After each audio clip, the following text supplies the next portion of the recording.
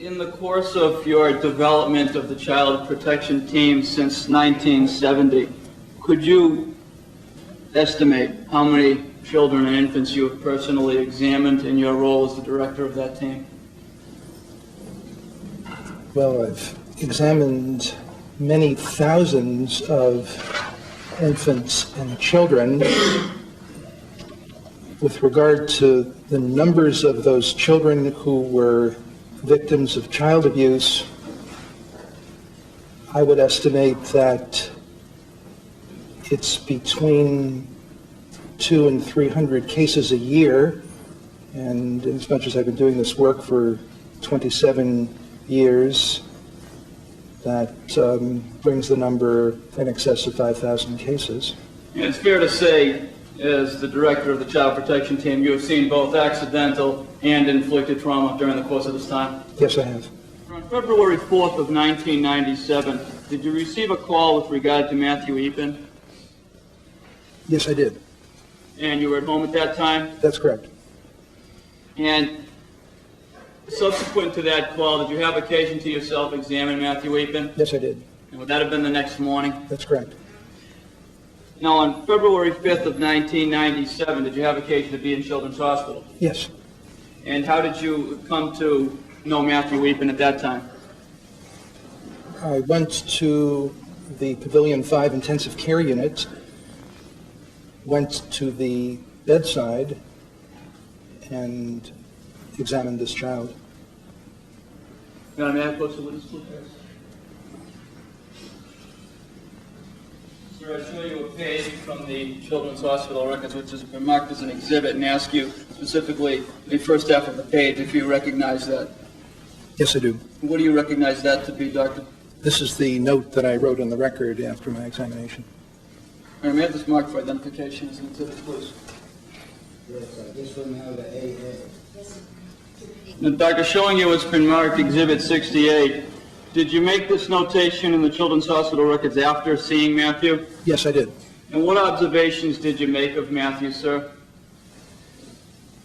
I examined the child's neurological status, examined his skin,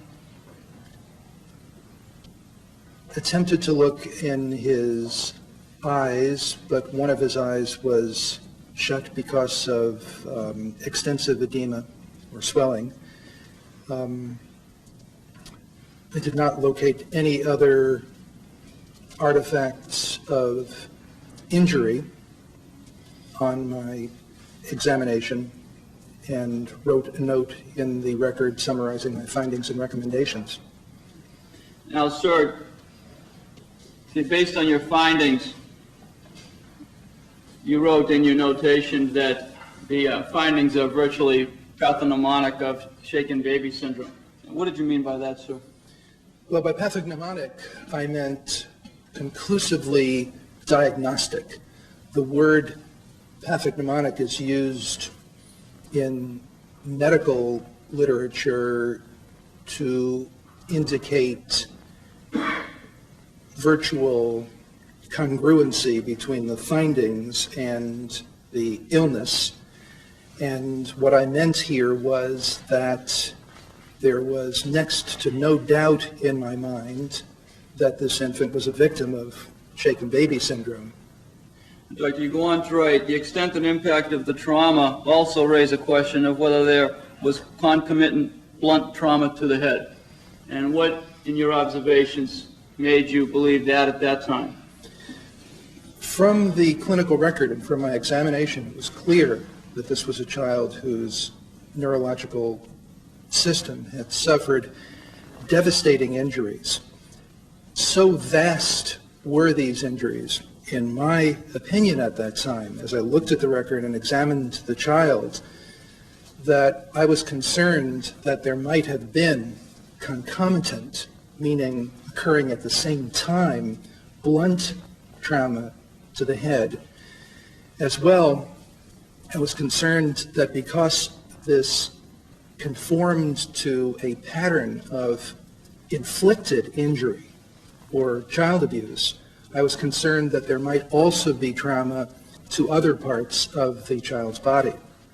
And But I was especially concerned to discern, to the extent that we could with the tools available to us, any blunt trauma to the skull which independently and acting together with the other forces that I believed caused this child's injury could have increased the amount of injury to the brain.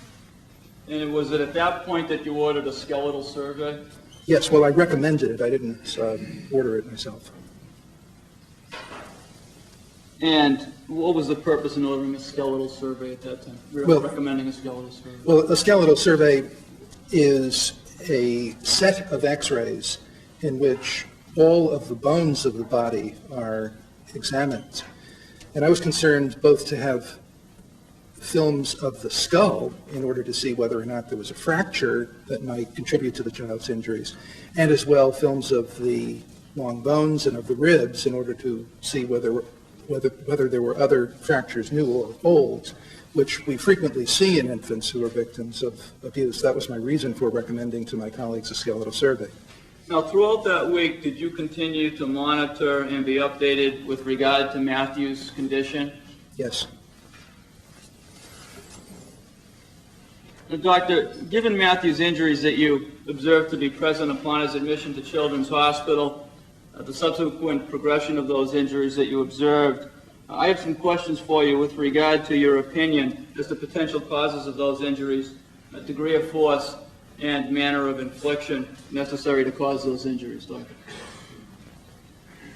And Doctor, based on your observations of Matthew, your review of the records, your review of the relevant literature in this field, and your training and experience in the area of pediatrics and child abuse, Doctor, do you have an opinion to a reasonable degree of medical certainty whether a gentle shaking at approximately 2:45 p.m. on February 4th to arouse, revive Matthew because he appeared sick and unresponsive would have caused Matthew's eye, brain, and skull injuries that were observed to be present in Matthew? Yes. What is your opinion? My opinion is that a gentle shaking, as you described, could not have brought forward, produced the injuries which I saw in my examination. Doctor, do you have an opinion to a reasonable degree of medical certainty whether Matthew being tossed onto a bed on February 4th prior to his admission at Children's Hospital would have caused his eye, brain, and skull injuries that you observed to be present upon his admission to Children's Hospital? Yes. What is your opinion, Doctor? This could not have produced this pattern of injury. Doctor, whether Matthew being dropped onto towels covering a tile bathroom floor on February 4th would have caused Matthew's eye, brain, and skull injuries that again were observed to be present upon his admission to Children's Hospital? My opinion is the same, that this could not have produced these injuries. And lastly, Doctor, I ask you to assume that on February 3rd, the day before Matthew's admission to Children's Hospital, Matthew was seated on or near the steps leading to the indoor playroom of his Newton home. He fell over, impacting his head with the stairs. Do you have an opinion to a reasonable degree of medical certainty whether that would have caused Matthew's eye, brain, and skull injuries observed to be present upon his admission to Children's? Yes, I do. What is your opinion, Doctor? My opinion is that it could not have caused these injuries. Doctor, again, based on all of the preconditions I've asked you to consider, your observations, the records, your training and experience in the literature, do you have an opinion to a reasonable degree of medical certainty whether the cause of Matthew's injuries were accidental or inflicted? I do. And what is your opinion, sir? They were inflicted. And do you have an opinion concerning the manner of infliction of injuries to Matthew's eyes, skull, and brain? Yes. What is your opinion, Dr. Newberger? My opinion is that this child was violently shaken for a prolonged period.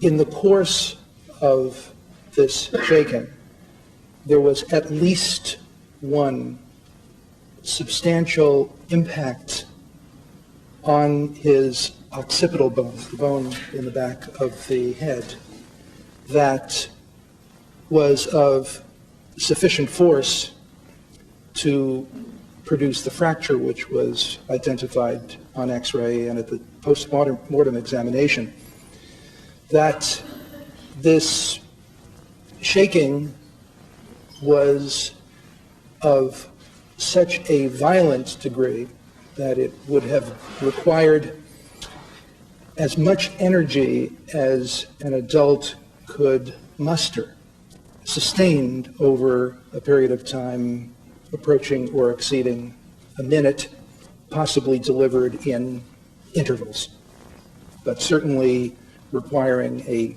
vast amount of traction force in which the brain within the cranial vault would go from one skull surface to the other, and in which the eyes would also suffer trauma. And with the amount, degree of force required to cause the head injury as it relates to the trauma aspect of the shaking and trauma that you've just described. Yes, And your opinion with regard to that amount and degree of force as well. it's the same. And Doctor, given the observations that you made of Matthew Weepin, could you indicate the factors that formed the basis of your opinion as it relates to Matthew's injuries that you observed?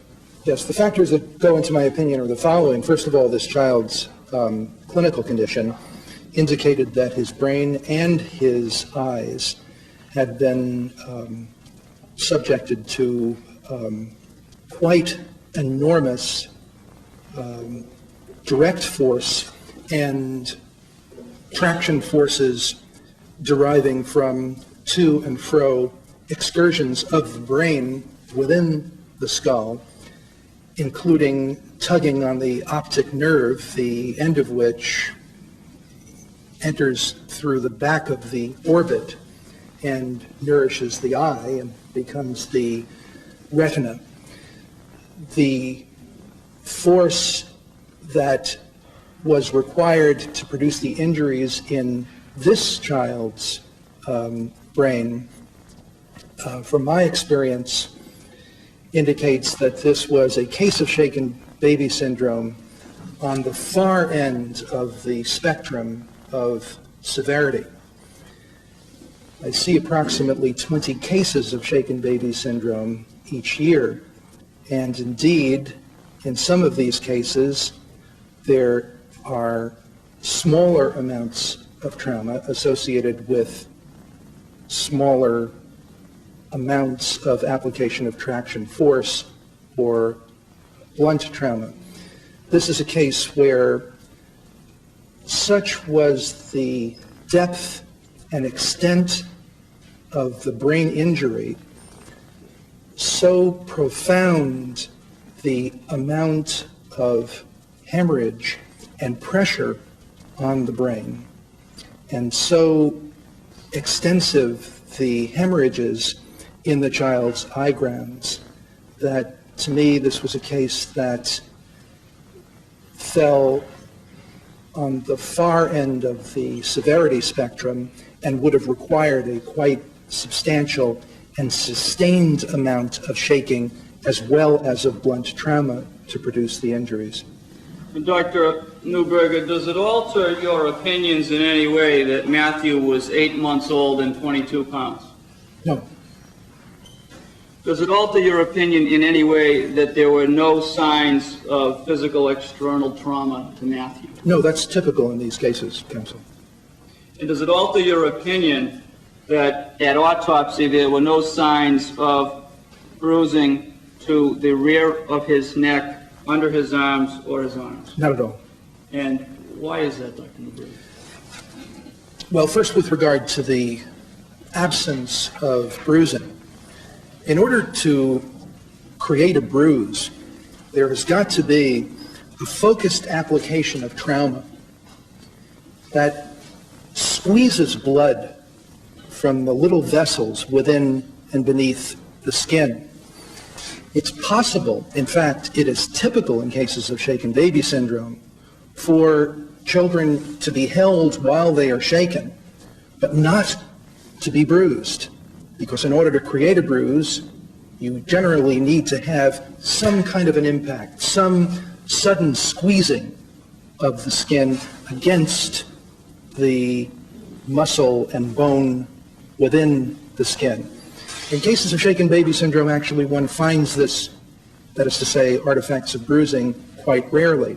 And when one finds it, it's often when, for example, the child is substantially older and heavier, and it requires a much more substantial grip, or when there has been concomitant blunt trauma in which the child has been struck or slapped, producing a pattern of bruising.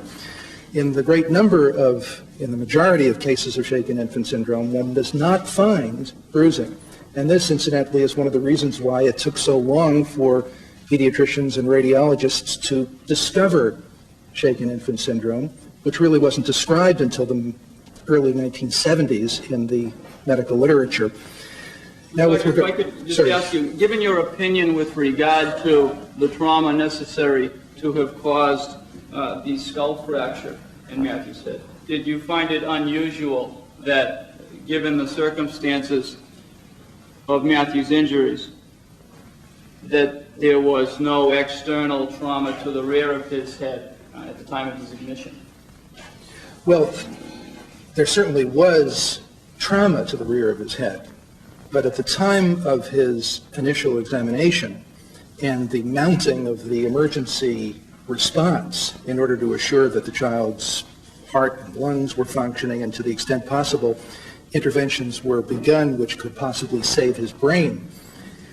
At that time, a detailed physical examination was not performed of the rear of his skull, looking precisely for soft tissue trauma. I can't say that it wasn't there, Mr. Leone, but certainly the X-ray that was conducted and the post-mortem examination and the findings on post-mortem examination of fresh hemorrhage around the fracture site indicate that there was a recent and substantial trauma to the occiput. Thank you, Doctor. Doctor, based on your observations of Matthew, your review of his medical records, the observations you made of Matthew between February 4th and February 9th, again, your review of the relevant literature and your training and experience in the area of pediatrics and child abuse. Doctor, do you have an opinion to a reasonable degree of medical certainty whether the eye, brain, and skull injuries that Matthew suffered from when he was admitted to Children's Hospital on February 4th occurred at or about the same time in relation to each other? Yes. What is your opinion, Doctor? My opinion is just that they occurred at or about the same time. And by same time, I mean the interval of many seconds up to and possibly exceeding a minute of application of trauma. And do you have an opinion to a reasonable degree of medical certainty how Matthew would appear or present after the infliction of the trauma that caused those injuries? Yes, he would have been obtunded. He would have been comatose. Do you have an opinion regarding how long after those injuries to Matthew were inflicted you would expect to see full-blown signs and symptoms of the results of those injuries?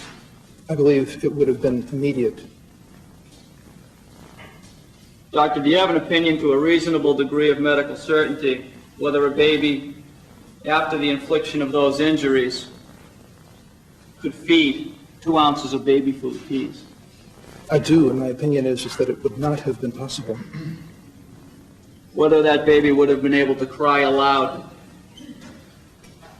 I also have an opinion in that regard, and it is that the child would not cry aloud. And do you have an opinion whether that baby would be able to breathe normally? Well, the respiratory centers of the brain are deep. I'm sorry, Your Honor. The answer is yes, I do. And could you state that opinion? Yes, because the respiratory centers in the brain are deep, it may take time before pressure mounts in order to affect the... I think the question is, could he breathe normally during the time immediately after the shaking that she has to I understand, Your Honor. I do not believe so.